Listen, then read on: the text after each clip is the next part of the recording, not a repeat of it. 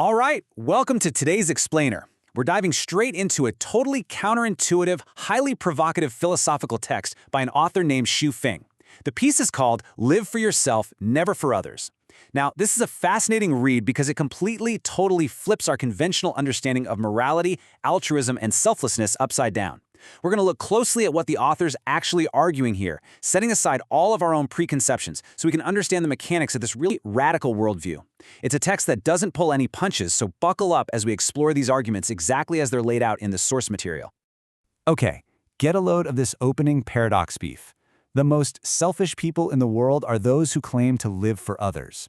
Just let that sink in for a second. It immediately challenges literally everything society tells us about charity and being a good person. From day one, we're taught that sacrificing our own desires for the sake of others is the ultimate virtue, right? But Xu Feng comes right out of the gate asserting the exact opposite. He suggests that what we call selflessness is actually just a mask for deep, underlying selfishness. Because this is such a massive shift in thinking, we've got a clear roadmap for this explainer.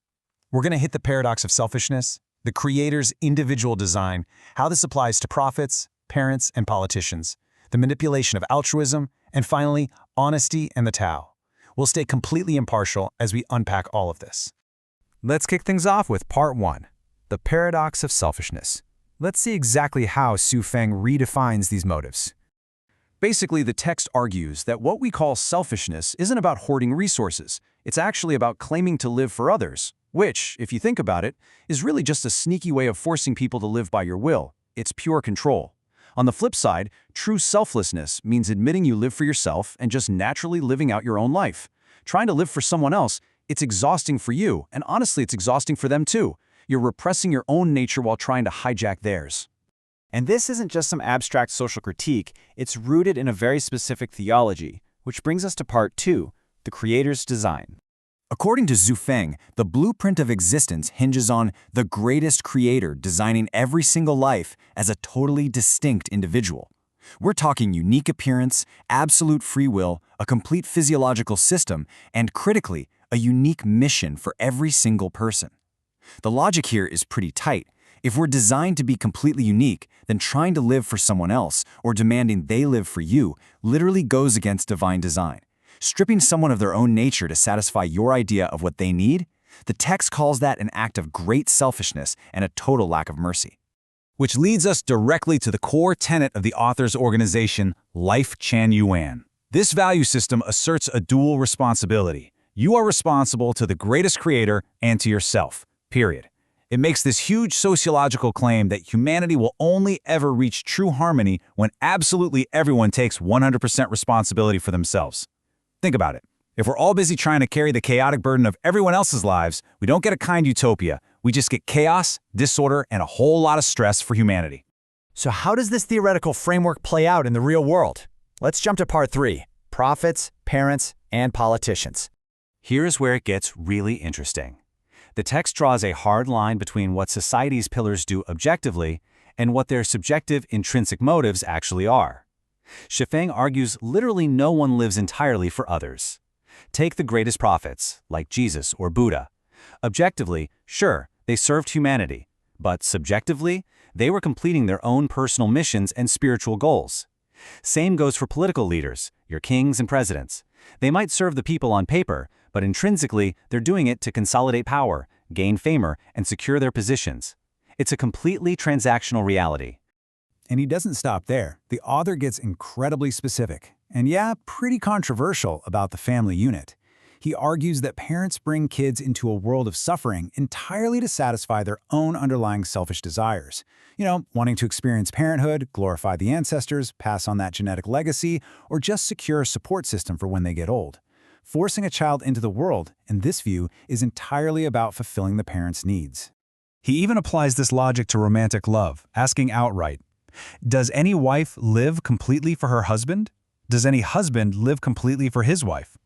The blunt answer here is an emphatic, of course not. No matter how deep the love looks from the outside, a marriage is basically two people living for themselves. Entering a relationship is about satisfying your own need for companionship, love, and security. It's never a total surrender of the self, and pretending that it is just creates a super toxic, unhealthy dynamic. Which perfectly sets up Part 4, Manipulating altruism. This is where the psychology gets a bit dark. We've all heard this phrase, right? I do this completely for your own good, not for mine. Well, Xu says when you hear that, a massive red flag should go up. We hear it all the time from parents, friends, and leaders, but the text claims it's the ultimate mask. The louder someone proclaims that their actions are entirely for your benefit, the more they are hiding extremely selfish, concealed motives. Let's see how this builds. Using altruistic language is actually described here as a step-by-step mechanism for emotional abuse. When people say they are living for you, what they're actually doing is seeking a scapegoat for their own incompetence. They're conspiring to control you and impose their will onto your life. By making you feel indebted to their quote-unquote sacrifice, they are mistreating your spirit and your soul.